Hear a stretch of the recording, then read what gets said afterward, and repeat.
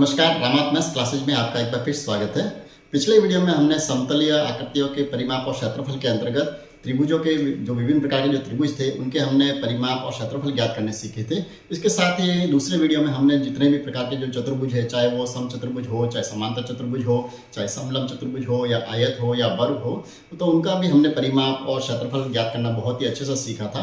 तो जो साथी पहली बार इस चैनल के साथ जुड़े हैं या इस वीडियो को पहली बार देख रहे हैं, तो सबसे पहले तो मैं उनसे आग्रह करूंगा कि आप इस चैनल को एक बार सब्सक्राइब कर दीजिए। साथ ही जो बेल आइकन है आप उसको भी एक बार प्रेस कर दीजिए, ताकि रेट से संबंधित जो भी कंटिन्यू जो वीडियो बन रहे हैं आपके लिए बहुत ही उपयोगी होने वाले हैं और हो भी रहे हैं, ऐसे मैं आशा कर सकता हूं। तो आप उनसे कहीं भी वंचित नहीं रहेंगे। तो आप बेल आइकन को जरूर प्रेस करें और साथ ही अगर आपको वीडियो अच्छा लगे तो आप लाइक जरूर करें। अपने के साथ जो आपके जैसे जो दूसरे साथी जो हैं, जो वो भी कंपटीशन की जो तैयारी कर रहे हैं, तो उनको भी आप वीडियो शेयर जरूर करें ताकि उन्हें भी इसका बेनिफिट मिलेगा। तो आज का जो वीडियो है उसमें अपन बात करेंगे कुछ चतुर्भुज है, जैसे चक्रीय चतुर्भुज है या जो आयत के चारों तरफ या परिगत या अंतर्गत जो मार्ग बनते हैं उनके हम क्षेत्रफल ज्ञात करना सीखेंगे। तो आप इस वीडियो को कहीं भी स्किप नहीं करें। और साथ ही निवेदन आपसे जरूर करूंगा कि अगर आप पिछले वीडियो को नहीं देखा है तो आप एक बार उन वीडियो को एक बार ज़रूर देखें, क्योंकि जब तक आप उन वीडियो को आप नहीं देखेंगे, उन क्षेत्रफल को आप ज्ञात करना अच्छे से नहीं समझेंगे, तो आज का जो वीडियो वो आपको बहुत ही बेहतर तरीके से समझ में नहीं आएगा। तो आप उन वीडियो को एक बार जरूर देखें और उसका लिंक जो है वो मैं डिस्क्रिप्शन में दे दूंगा, तो आप वहाँ से चेक करके इस वीडियो को आप देख सकते हैं। ठीक है, तो आगे बढ़ते हैं। आज के वीडियो में हम सबसे पहले तो चर्चा करते हैं, क्योंकि हमने पिछले वीडियो में बहुत सारे जितने भी चतुर्भुज थे उन सब चतुर्भुज को हमने चर्चा कर दी है। एक जो चतुर्भुज रह गया था वो था चक्रीय चतुर्भुज। ठीक है, वैसे चक्रीय चतुर्भुज क्या होता है ये हम पिछले वीडियो में से जान चुके हैं, फिर भी आपको थोड़ा सा बता दूं कि ऐसा चतुर्भुज जिसके चारों शीर्ष जो है वो एक वृत्त पर स्थित होने चाहिए। जैसे कोई वृत्त है, उसके ऊपर चारों ही शीर्ष अगर उसके स्थित है, इस तरह से एक चतुर्भुज बने जिसके चारों शीर्ष कहाँ होने चाहिए, जैसे ए, बी, सी और डी। ठीक है, ये एक चतुर्भुज दिया हुआ है जिसके चारों शीर्ष कहाँ होने चाहिए, इस वृत्त की परिधि पे। ठीक है, तो ऐसा जो चतुर्भुज है उसको कहते हैं चक्रीय चतुर्भुज। ठीक, अब इस चक्रीय चतुर्भुज का हम कौन कौन ज्ञात करना सीख चुके हैं वीडियो में, तो वापस इसका दोहरान नहीं करेंगे। हम अब बात जो कर रहे हैं वो कर रहे हैं एक तो चक्रीय चतुर्भुज का परिमाप ज्ञात करने की। ठीक है, तो परिमाप में तो मुझे नहीं लगता आपको कोई समस्या आने वाली है, क्योंकि हम परिमाप सारे जितने भी चतुर्भुज है, सामान्य चतुर्भुज आप जैसे उनके परिमाप ज्ञात करते हैं वैसे ही हम इनकी चारों भुजाओं का योग कर देंगे तो हमें परिमाप ज्ञात हो जाएगा। इसमें तो कोई विशेष नहीं है। हम सीधे ही बात करते हैं इसके क्षेत्रफल की, कि हमें चक्रीय चतुर्भुज का क्षेत्रफल हम किस तरह से ज्ञात कर सकते हैं। ठीक है, तो आपको याद हो तो हमने जो त्रिभुज है, त्रिभुज की तीनों भुजाओं को ज्ञात करना हमने सीखा था। उसके लिए हमने एक हिबम का फॉर्मूला देखा था, बिल्कुल उससे ही मिलता जुलता फॉर्मूला है s minus A, s minus B, s minus C और s माइनस डी। ठीक है ना, एक हमने हिबम का फॉर्मूला देखा था, उसमें आपको अगर याद हो तो वो फॉर्मूला क्या था, s कोष्टक s minus A, s minus B और s माइनस सी। ठीक है, और वहां पर s क्या था, अर्ध परिमाप। तो चक्रीय चतुर्भुज में भी s का जो अर्थ है वो यहाँ पर भी अर्ध परिमाप ही है। ठीक है, आप कहीं भी कंफ्यूजन में नहीं रहे।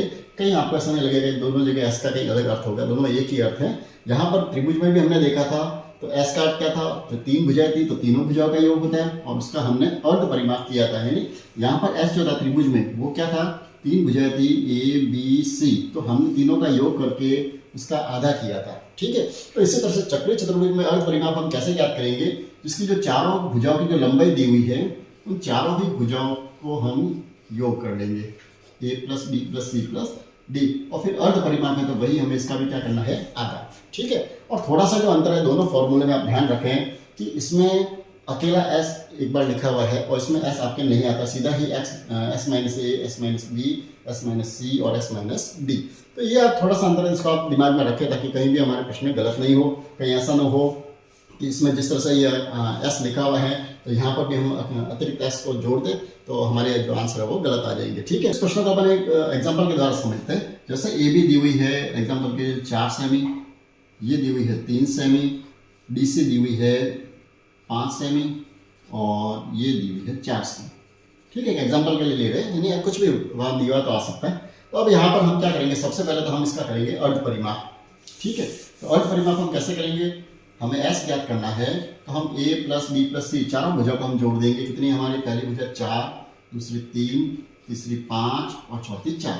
ठीक है, और 2 का हम दे देंगे इसमें भाग। तो पहले जोड़ दीजिए, 4 होते हैं कितने हो गए 7, 7 और 5 12, 12 और 4 हो गए 16। तो 16/2 एस कितना आ गया 8 सेमी। ठीक है, ये तो आ गया एस। अब हम क्या करेंगे, ये जो चक्रीय चतुर्भुज है, चक्रीय चतुर्भुज का क्षेत्रफल, अब हम इसका क्षेत्रफल के लिए क्या करें, सबसे पहले तो formula √(s - a, s - b, s - c और s - d). ठीक, सबसे पहले s कितना है 8, तो पहले हो जाएगा s - a की जगह पहली भुजा है 4 सेमी, तो ये हो जाएगा 8 - 4। दूसरा s - b कितना है 3, तो ये हो जाएगा 8 - 3। तीसरा c कितना है 5, तो ये हो जाएंगे 8 - 5 और d है 4, तो 8 - 4।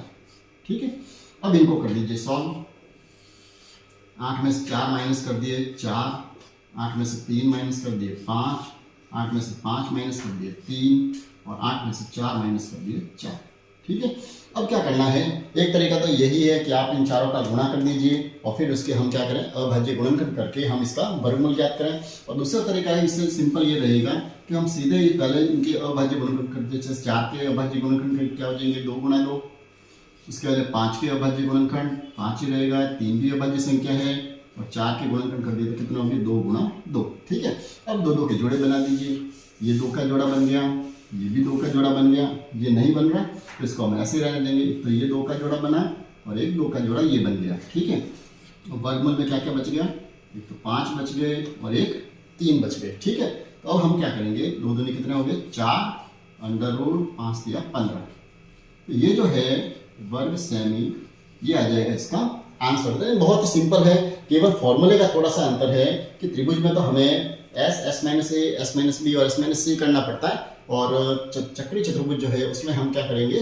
s - a, s - b, s - c और s - d, ये हमें ज्ञात करना पड़ता है। ठीक है, तो चक्रीय चतुर्भुज के बाद शायद कोई भी चतुर्भुज या कोई भी आयत वर्ग किसी का फॉर्मूला इसमें शेष नहीं रहा है, तो शायद तक तो मैंने सारे फॉर्मूला आपको एक बार बता दिए, उनके एग्जाम्पल पे अपने सॉल्व कर दिए। हाँ, एक मेरे दिमाग में और आ रहा है, क्योंकि जब परिमाप क्षेत्रफल की जो बात आती है तो उसमें हमें कई बार कमरे की 4 दीवारों का क्षेत्रफल भी पूछा जाता है।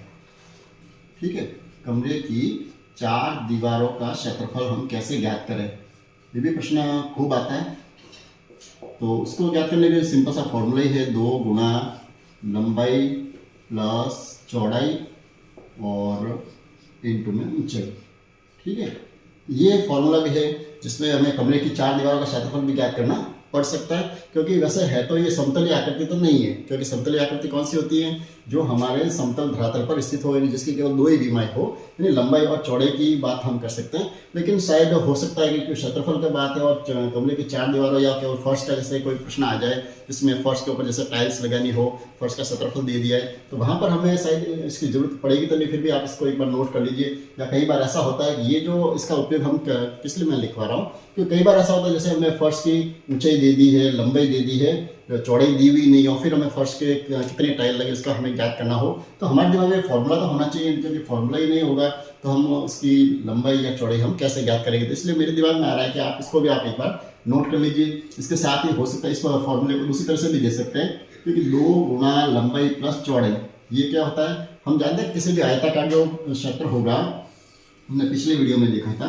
तो जहाँ उसकी लंबाई है और चौड़ाई है, क्योंकि कमरा है तो कमरे का फर्श जो होता है वो तो बिल्कुल आयताकार हो सकता है, तो आयत के लिए वहाँ हमें जब इसकी जरूरत पड़ सके इस फॉर्मूले की, वहाँ पर हमें ये भी ध्यान रखें, जैसे 2 गुणा लंबाई प्लस चौड़ाई, अगर आपने पिछला वीडियो देखा हो तो आपके दिमाग में आ जाएगा ये जो फॉर्मूला हमने लिखा था किसका था, ये आयत का हमने परिमाप ज्ञात किया था। ठीक है, तो 2 गुणा लंबाई प्लस चौड़ाई, ये किसका फॉर्मूला, आयत का परिमाप का। तो हो सकता है प्रश्न में सीधा ही परिमाप दिया हुआ हो और साथ में क्या दी हुई हो, ऊंचाई दी हुई हो, ये भी ध्यान रखें। तो हमें उस 4 दीवारों का क्षेत्रफल भी ज्ञात करना हो तो हम डायरेक्ट ही परिमाप इंटू ऊंचाई ज्ञात करके उसको ज्ञात कर सकते हैं। तो इसको भी आप एक बार नोट कर लीजिए, फिर अपन आगे बढ़ते हैं और कुछ जो अच्छे जो प्रश्न है चतुर्भुजों पर आधारित जिनके क्षेत्रफल ज्ञात करने, उन पे अपन चर्चा कर लेते हैं। पहला जो प्रश्न है, मैंने आपके सामने एक प्रश्न लिया है जिसमें एक ABCD एक समांतर चतुर्भुज दिया हुआ है और उसकी कुछ भुजाएं भी दी हुई है यहाँ पर। जैसे प्रश्न में हमें दे दिया ए बी बराबर 4 सेमी। ए बी कौन सी भुजा होगी? ये वाली। ये भुजा तो दी हुई है 4 सेमी। उसके साथ में डी जो दिया हुआ है वो एक लंब दिया हुआ है। ये 90 डिग्री का साइन बना हुआ है। वैसे प्रश्न में साइड लिखा हुआ आएगा कि डी जो है वो लंब है ए बी पर। आप ध्यान रखें, इस ये जो साइन होता है ये होता है लंब का। ठीक है, जब एक भुजा दूसरी भुजा के ऊपर 90 डिग्री पे जब लंब होती है तो उसे इस तरह से शो करता है। तो डी जो है वो लंब है किस पे है? ए बी पर। और डी की लंबाई दी हुई है 3 सेंटीमीटर। ये दिया हुआ है 3 सेमी। और साथ ही उसने दिया हुआ है डी एफ, एक दूसरा लंब दिया हुआ है। डी एफ जो है वो लंब है कौन सी भुजा पर? डी एफ जो है वो लंब है बी सी पर। ठीक है, तो ये जो दो चीज हमें दी हुई है, अब हमें करना क्या है? डी एफ कितना दिया हुआ है? 2.4 सेमी। ठीक है, और हमें जो है भुजा बी सी ज्ञात करनी है, यानी ये वाली भुजा। ये जो भुजा है इस भुजा को हमें ज्ञात करना है। इसको अपन समझ लेते हैं एक्स। ठीक है, अब ऐसे जो प्रश्न आते हैं इन प्रश्नों को हम हल कैसे कर सकते हैं? क्योंकि जब एक भुजा दी हुई हो उसके साथ हम दूसरी भुजा ज्ञात करनी हो तो ऐसे सीधी ही भुजा ज्ञात करने का हमारे पास कोई फॉर्मूला नहीं है। आप ध्यान रखें, क्योंकि समांतर चतुर्भुज का क्षेत्रफल भी ज्ञात करने का जो फॉर्मूला है वो हमारे पास क्या है?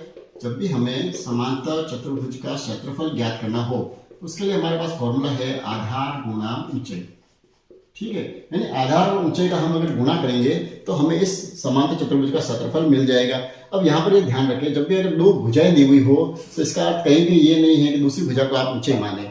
ऊंचाई हमेशा इस तरह से लंबवत होती है, इसलिए ये लंब अलग से इस प्रश्नों में दिए हुए आते हैं। तो यहाँ पर हम सबसे पहले तो क्या करेंगे, क्योंकि हमें क्या करना है, ये जो लंब दिया हुआ है इस भुजा के ऊपर दिया हुआ है, तो आप ध्यान रखें हमेशा आधार कौन सा होगा? जैसे हमने पिछले वीडियो में भी समझा था इस चीज को कि जिस भुजा पर लंब डाला गया है वो उसके लिए आधार होता है। ठीक है, जैसे ये जो चतुर्भुज है ABCD, तो अगर हम DE लंब की बात करें तो इसके लिए तो हमारे AB जो है वो इसका आधार हो जाएगा। और अगर हम लंब DF की बात करें तो उसके लिए आधार कौन सा होगा? BC। ठीक है, तो सबसे पहले तो हम क्या करेंगे, जो हमें आधार और ऊंचाई जहां दोनों दी हुई है, कौन सी दी हुई है? यहाँ पर देखिए, यहाँ हमारे पास आधार भी है और इसकी ऊंचाई भी दी हुई है। तो पहले तो हम इस समांतर चतुर्भुज का क्षेत्रफल ज्ञात कर लेंगे। तो आधार कितना होगा? AB जो दिया हुआ है ये तो आधार हो जाएगा और ऊंचाई कौन सी होगी? DE। ठीक है, इन दोनों का हम गुणा कर देंगे। AB कितनी है हमारे? 4 सेमी और DE लंब जो दिया हुआ वो दिया हुआ 3 सेमी। यानी कुल मिला के इस जो समांतर चतुर्भुज है ABCD उसका क्षेत्रफल कितना आया है? 12 वर्ग सेमी। ठीक है, अब हमें क्या करना है? अब हमें ये दूसरा आधार ज्ञात करना है, तो हम इसी फॉर्मूले को वापस अप्लाई करेंगे। ये जो समांतर चतुर्भुज का जो क्षेत्रफल दिया हुआ है इसी फॉर्मूले को आपको वापस उपयोग लेना पड़ेगा, यानी आधार गुणा जो ऊंचाई है। अब हमें यहाँ पर क्या करना है, हम आधार कौन सा यूज करेंगे? ये आधार और ये आधार और ये जो इसकी ऊंचाई है इसका हम यूज करेंगे। तो आधार तो कौन सा होगा? BC। आधार हम लेंगे BC और ऊंचाई कौन सी हम लेंगे यूज? DF। ठीक है, अब हमें क्या करना है, समान चतुर्भुज क्षेत्रफल हम पहले से ज्ञात कर चुके हैं, तो यहाँ हम क्षेत्रफल लिखेंगे। क्षेत्रफल कितना है? 12। यहाँ नहीं लिखे, अगली लाइन में। ठीक है, क्षेत्रफल कितना आ गया? 12। BC भुजा कितनी है? BC तो हमें ज्ञात करनी है, तो हम उसको क्या लिख रहे हैं? X लिखे, या चाहे BC हम ऐसे भी लिख सकते हैं। उसके साथ में है DF। तो DF की लंबाई कितनी दी हुई है? 2.4। ठीक है, तो अब हमें x ज्ञात करना है, तो आप पक्षांतर कर दीजिए। ये 12 या जाएंगे बट्टा में कितना आ गया? 2.4। पॉइंट को हटा दीजिए, ये आ गए 10 और 12 एकम 12, 12 दूनी 24, 2 एकम 2, 2 पंजे 10। तो x जो है वो कितना आ गया है? 5। यानी x जो हमें कौन सी भुजा मानी थी? BC। तो BC जो आई है वो आ गई है, यानी आधार जो आया है दूसरा आधार जिसपे ये DF लंब है वो कितना आ गया है? 5 सेंटीमीटर। तो इस तरह से समांतर चतुर्भुज के जितने प्रश्न आते हैं, अच्छे प्रश्न ऐसे ही बनते हैं जिसमें आपके एक आधार लंब दिया हुआ हो तो हमें दूसरा आधार या दूसरा लंब पूछा जा सकता है। दूसरे प्रश्न की तरफ बढ़ते हैं। दूसरा प्रश्न है, यदि एक समलंब चतुर्भुज का क्षेत्रफल दिया हुआ है 225 वर्ग सेंटीमीटर और उसकी समांतर भुजाओं में से एक की लंबाई तो दी हुई है 35 सेंटीमीटर तथा समांतर भुजाओं के मध्य की दूरी जो है वो दी हुई है 10 सेमी, तो दूसरी समांतर भुजा हमें ज्ञात करनी है। ठीक है, तो इसको एक अपन पहले थोड़ा सा डायग्राम से समझते हैं। जैसे एक समलंब चतुर्भुज दिया हुआ है, तो समलंब चतुर्भुज में क्या होगा? दो भुजाएं कोई भी समांतर होगी। ठीक है, जैसे ABCD एक समलंब चतुर्भुज है, तो इसकी ये दो भुजाएं कैसी है? समांतर है। समांतर का बराबर नहीं है, आप अच्छे से ध्यान रखें। अब इसमें हमें ये लिखा हुआ, इसका क्षेत्रफल तो हमें दिया हुआ है 225 वर्ग सेमी, ठीक है। तो क्षेत्रफल जब भी दिया हुआ हो तो आप ध्यान रखें हमें क्या करना है, समलंब चतुर्भुज का जो क्षेत्रफल है उसका ही फॉर्मूला यूज करना है। अब समलंब चतुर्भुज का फॉर्मूला क्या है, 1/2 इंटू समांतर भुजाओं का योग इंटू समांतर भुजाओं के मध्य की दूरी, ठीक है। मैं शॉर्ट में ही लिख रहा हूँ, ज़्यादा लंबा नहीं लिख रहा क्योंकि हमें समय की थोड़ी सी बचत हो जाएगी। अब हमें क्या करना है, पहले हम देखिए इसमें देखें तो हमें क्षेत्रफल तो दिया हुआ है, क्षेत्रफल कितना दिया हुआ है 225, तो क्षेत्रफल की जगह हम लिख देंगे 225 वर्ग सेमी, फिर ये आ गया 1/2। अब समांतर भुजाओं का योग करना है, समांतर भुजाएं कितनी दी हुई है, उसकी समांतर भुजाओं में से एक तो हमें दी हुई है 35 सेंटीमीटर, एग्जाम्पल के लिए ये तो दी हुई है 35 सेमी, और दूसरी हमें पता नहीं है तो हम दूसरी की जगह क्या लिख देंगे x, ठीक है। दूसरे को हम क्या मान लेंगे x, तो ये दोनों हो जाएगी समांतर भुजाएं। तो समांतर भुजाओं का योग करना है, हम इनका करेंगे योग 35 प्लस x, ये तो हो गया समांतर भुजाओं का योग इंटू समांतर भुजाओं के बीच की दूरी। तो समांतर भुजाओं के मध्य की दूरी दी हुई है 10 सेमी। दूरी कौन सी होती है, ये जो दो समांतर भुजा है उनके बीच में चाहे लंब कह दो तो भी एक ही बात है, इसे कहते हैं समांतर रेखा बीच की दूरी। तो वो क्या हो जाएगी 10, तो इसके लिए हम दे देंगे 10। यानी ऐसे जो प्रश्न आते हैं क्योंकि कंप्यूटर एग्जाम में सीधे प्रश्न आएंगे नहीं कि आप समलंब चतुर्भुज का क्षेत्रफल ज्ञात कीजिए, वहां पर हमें क्षेत्रफल दिया हुआ होगा और इसमें से कोई ना कोई एक अज्ञात चीज होगी तो हम उसको बिल्कुल सिंपल तरीके से पक्षांतर करके इसका हल कर सकते हैं। कैसे करेंगे, देखिए सबसे पहले सिंपल सा, तो जैसे मुझे दिख रहा है 2 से इस 10 को हम कट कर दिए, कितने आगे 5। अब इसमें ध्यान ये रखें आप जरूर, क्योंकि कभी भी जब भी ब्रैकेट बना हुआ हो तो ब्रैकेट के अंदर आपको जो भी दिया हुआ हो, जैसे x में दिया हुआ हो या प्लस में दिया हुआ, दोनों ही संख्या दी हुई हो, तो आप इनको कहीं पर भी, जैसे यहाँ अगर मुझे 20 दिखे तो आप इस 2 को इस 20 से आप नहीं काटें, तो आपके प्रश्न कैसा हो जाएगा गलत। आपको ब्रैकेट के अंदर का जो काम है वो काम पूरा करने के बाद ही आप इसको सॉल्व कर सकते हैं। अगर यहाँ पर जैसे 15 अगर लिखे हुए होते तो हम क्या करते, 35 और 15 को पहले प्लस कर देते, फिर इसकी जगह 50 लिख देते और फिर उसको चाहे तो आप 2 से कट कर सकते हैं, ठीक है। तो ये छोटी छोटी चीज़ें, इनको आप विशेष रूप से ध्यान रखें, क्योंकि कंप्यूटर एग्जाम में हम जल्दबाजी में हम ऐसी चीज़ों को कई बार गलत करते हैं और हमारे जो आंसर होते हैं वो कैसे आ जाते हैं गलत, ठीक है। तो हम आगे बढ़े, तो क्षेत्रफल दिया हुआ है 225 बराबर इस तरफ कितने हैं 35 प्लस x और गुना में है 5, ठीक है। अब हमें जब x का आंसर डालना है तो सबसे पहले हम इस 35 का पक्षांतर नहीं कर सकते, जो गुणा में जो 5 दिया हुआ है आप पहले इसका पक्षांतर कीजिए। 225 जो गुणा में है तो वो आ जाएगा भाग में, यहाँ क्या बच गया इस तरफ 35 प्लस x, ठीक है। और 5 का हम इसमें भाग दे देते, 5 चौके 20, पीछे बच गए 2 और 5 25, कितना आ गया 45, यानी 35 प्लस x बराबर कितना है 45। अब इस हम 35 का करेंगे पक्षांतर, तो ये 45 और उधर प्लस में है तो इधर कहाँ आ जाएंगे माइनस में, और यहाँ क्या बचेगा x, ठीक है। तो अब हम इनमें से माइनस कर दीजिए, कितना आ गया 10, यानी समांतर दूसरी जो भुजा आई है वो भुजा कितनी आ गई 10 सेंटीमीटर, इसका आंसर। यानी आप ऐसे प्रश्नों से कहीं डरने की जरूरत नहीं है, चाहे समांतर भुजा पूछी जाए तो भी हम इसी तरीके से करेंगे, और अगर आपको दोनों भुजाओं के मध्य की दूरी पूछी है तो आप इसकी जगह x लग दीजिए, तो वो इससे थोड़ा और भी ज़्यादा सिंपल हो जाएगा, आपके आंसर आ जाएंगे और पक्षांतर करते आपके आंसर आ जाएंगे, ठीक है। तीसरा जो प्रश्न है, उस वर्ग का परिमाण बताइए जिसके विकर्ण की लंबाई दी हुई है 5√2 सेंटीमीटर, ठीक है। यानी हमारे सामने एक क्या दिया हुआ है वर्ग, वर्ग कौन सा होगा जिसकी चारों ही भुजाएं बराबर हो, ऐसे चतुर्भुज, और उसका प्रत्येक कोण कितना होना चाहिए 90 डिग्री, ठीक है। तो वो आकृति क्या होगी वर्ग। अब हमें इसमें ये कहा है उस वर्ग का परिमाप बताना है, यानी परिमाप कैसे ज्ञात होगा, जब हमें इसकी भुजा ज्ञात हो जाएगी, यानी भुजा हमें ज्ञात होगी तब हम उसको क्या करेंगे 4 बार प्लस कर देंगे या 4 से गुणा करेंगे तो हमें क्या मिल जाएगा परिमाप। तो उसके लिए हमें जरूरी है कि हमारे पास क्या होनी चाहिए भुजा, यानी इसका अर्थ है हमें भुजा सबसे पहले ज्ञात करनी पड़ेगी, ठीक है। अब हमें इसमें दिया हुआ क्या है वो हम देख लेते हैं। यहाँ हमें विकर्ण की लंबाई दी हुई है, तो हम इसका एक बार विकर्ण बना लीजिए, ये विकर्ण ये दिया हुआ है 5√2, ठीक है। तो एक विकर्ण तो दिया हुआ है, अब हमें ये भुजा नहीं दी हुई है, हम इस त्रिभुज को देखें तो वर्ग की तो चारों ही भुजा बराबर होती है, तो इसको हमने अगर x माना तो ये भी क्या होगा x, ठीक है। अब हमें क्या करना है, हम समकोण त्रिभुज की तरफ देखेंगे, और हमने पिछले वीडियो में जब त्रिभुज वाला जो क्षेत्रफल हमने ज्ञात किए थे उसमें हमने देखा था कि जब हमें एक भुजा दी हुई हो, 90 के सामने वाली भुजा कौन सी होती है कर्ण, कर्ण तो हमें दिया हुआ है, और दूसरा हमें कोई भी एक भुजा ज्ञात करनी है तो हम कौन सा फॉर्मूला यूज करेंगे पाइथागोरस प्रमेय। पाइथागोरस प्रमेय क्या है, कर्ण का वर्ग बराबर आधार का वर्ग प्लस लंब का वर्ग। तो इस फॉर्मूले से हम क्या करेंगे, जो भी हमें अज्ञात भुजा है हम उसको ज्ञात कर सकते हैं। अब यहाँ पर हमारे पास दो अज्ञात भुजाएं हैं, लेकिन दोनों ही भुजाएं समान है तो हम इसको ज्ञात कर सकते हैं। कर्ण, सबसे पहले कर्ण कितना दिया हुआ है, 90 के सामने वाली भुजा वो कर्ण कितनी है, 5√2। तो इसका वर्ग कर देंगे तो हो गया कर्ण का वर्ग। फिर आधार, आधार कितना माना है हमने, x, तो x स्क्वायर। लंब, इसको भी x माना है तो ये भी कितना हो गया, x स्क्वायर। ठीक है, अब हमें यहाँ पर, क्योंकि ऐसे जो प्रश्न होते हैं इसमें आपको क्या करना है, 5√2 को स्क्वायर करने का मतलब है 5√2 का गुणा 5√2 से करना है। ठीक है, x का स्क्वायर करेंगे तो सीधा सा x स्क्वायर हो जाएगा, ये भी क्या हो जाएगा, x स्क्वायर। अब इनका गुणा हम कैसे करेंगे, तो जो पूर्णांक दिए हुए हम पूर्णांक को पूर्णांक में पहले अलग गुणा कर देते हैं। 5 का गुणा 5 से कर दिया, कितने हो गए, 25। और √2 का गुणा √2 से कर दीजिए, कितना हो जाएगा, √2 दूनी 4। ठीक है, इधर x स्क्वायर और x स्क्वायर को प्लस कर दीजिए। यानी कि इनको प्लस कैसे करेंगे, आपको ध्यान रखें कहीं भी इनको x स्क्वायर और x स्क्वायर की जगह आप x की घात 4 नहीं लिखें।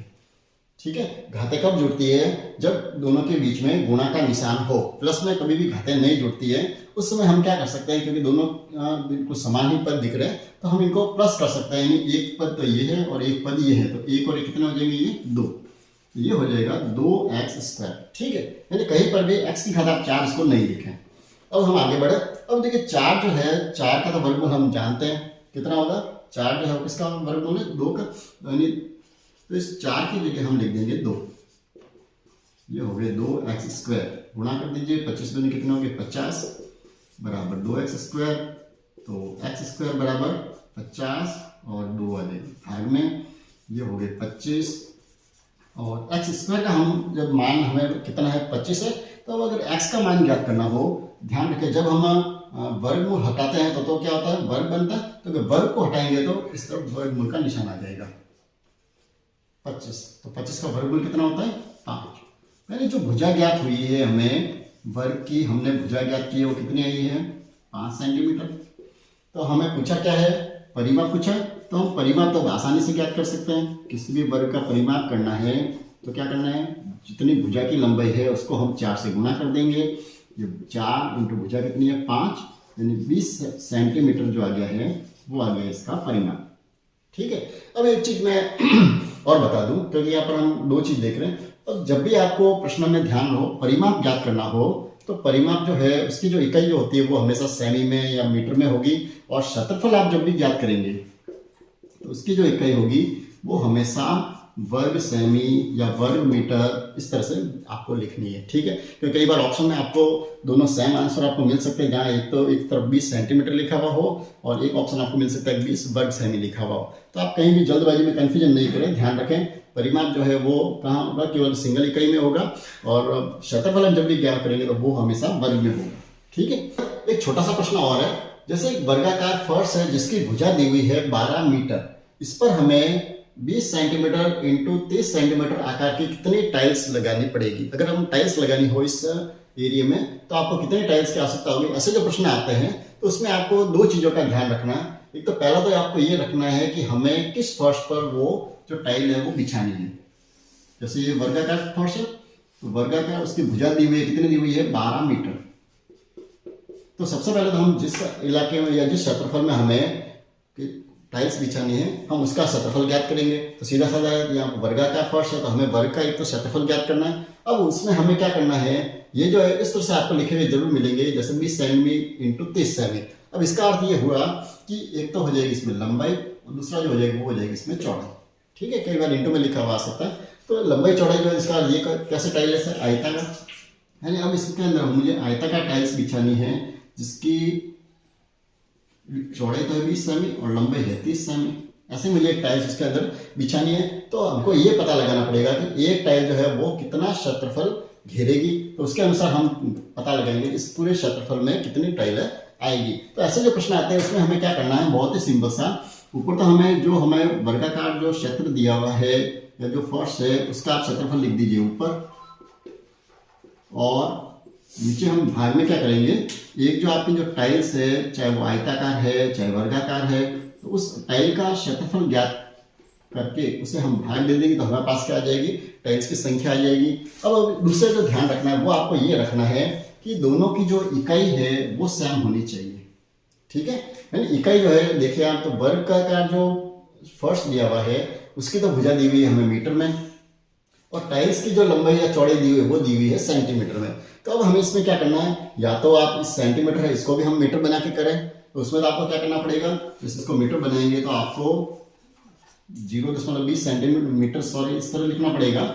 और या इसमें आप दशमलव अगर आप कर सकते हैं तो आप दशमलव में कीजिए, नहीं तो आप सिंपल क्या कीजिए, जो मीटर जो दिए इसको भी आप सेंटीमीटर बना दीजिए। जैसे 12 मीटर है तो 1 मीटर में कितने सेंटीमीटर होते हैं, 100, तो 12 मीटर में होगी 1200 सेंटीमीटर।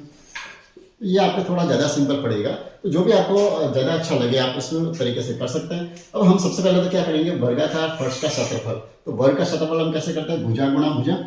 तो सीधा सा है, भुजा का वर्ग करना है, यानी जो 1200 जो दिया हुआ है भुजा गुणा भुजा, यानी 1200 सेंटीमीटर इंटू 1200 सेंटीमीटर, वो तो हो जाएगा फर्श का क्षेत्रफल। और अब एक टाइल का क्षेत्रफल, तो टाइल कितनी है, लंबाई तो है 20 सेमी और चौड़ाई है 30 सेमी। तो आयत का क्षेत्रफल क्या होता है, लंबाई गुणा चौड़ाई, तो इसका आप नीचे लिख दीजिए। ठीक है, अब हमें क्या करना है, इनको हम गुणा न करके हम सीधा इसको आप सॉल्व कर दीजिए। 0 से 0 कट कर दीजिए, 0 से 0 कट कर दिया, 2 एकम 2, 6 दूनी 12, 3 एकम 3, 3 दूनी 6, यानी कितना हो गए 1200 को 2 से गुणा कर दिया, 2400 टाइल्स उस फर्श में लगेगी। यानी बहुत ही सिंपल प्रश्न है, लेकिन इसमें आपको बस जो ज़्यादा जो आपको अच्छे प्रश्न जो बनाते देते हैं तो वहाँ पर बस वो इकाई को अलग अलग करके जरूर देते हैं, तो आप इस बात का ध्यान रखें। चलिए, तो अब एक आय से संबंधित एक जो अच्छा जो प्रश्न मेरे दिमाग में आ रहा है उस प्रश्न को मैं थोड़ी सी चर्चा कर लेते हैं, क्योंकि वैसे भी थोड़ा वीडियो मुझे लग रहा है कि थोड़ा बड़ा बन रहा है, लेकिन इस छोटी सी चीज़ के लिए अगर मैं अलग से पूरा वीडियो बनाऊँ, आपका समय खर्च करता हूँ, ये भी मुझे ज़्यादा अच्छा नहीं लग रहा। तो इस छोटे से प्रश्न के तरफ चर्चा कर लें। यानी जब ऐसे प्रश्न भी आपके सामने आ सकते हैं, जब हमें रास्तों का क्षेत्रफल ज्ञात करना हो, तो क्या पहला तरीका तो ये हो सकता है कि हमें एक आयताकार खेत दिया हुआ हो, जैसे यहाँ पर चित्र में आपको 80 इसकी लंबाई है, 50 मीटर की चौड़ाई दी हुई है, और उसके चारों तरफ बाहर की तरफ एक रास्ता दिया हुआ है जिसकी चौड़ाई कितनी दी हुई है, 5 मीटर। ठीक है, तो इस जो रास्ते का क्षेत्रफल हमें ज्ञात करना हो तो आपको क्या करना है, बहुत ही सिंपल से प्रश्न है। आपको क्या करना है, सबसे पहले तो ये जो अंदर जो खेत दिया हुआ है हम इसका क्षेत्रफल ज्ञात करेंगे, यानी अंदर जो खेत है उस क्षेत्रफल तो क्या होगा, लंबाई गुणा चौड़ाई। फॉर्मूला क्या है, लंबाई गुणा चौड़ाई। तो आपको जो अंदर जो खेत दिया उसका हम क्षेत्रफल ज्ञात कर लेंगे, तो क्या हो जाएगा 80 × 50, 8 × 40, 0 वर्ग मीटर। ये तो आ जाएगा, किसका आ जाएगा क्षेत्रफल, जो अंदर जो खेत जो दिया हुआ है वास्तव में उसका क्षेत्रफल ज्ञात करना है। और दूसरा जो काम हमें ये करना है कि ये जो पूरा जो आयताकार जो भाग बन रहा है इस मार्ग के साथ में, उसका भी हमें क्षेत्रफल ज्ञात करना है। तो उसका हमें सबसे पहले लंबाई की जरूरत पड़ेगी और दूसरी किसकी जरूरत पड़ेगी, चौड़ाई की। तब लंबाई कितनी होगी, तो 80 मीटर तो ये भीतर वाली चौड़ाई लंबाई दी हुई है, इसके साथ में 5, देखिए 5 मीटर तो भाग इधर बढ़ रहा है और 5 मीटर भाग इधर बढ़ रहा है। इसका अर्थ क्या हुआ, 80 और ये 5 और ये 5 कितना हो गया, ये 90।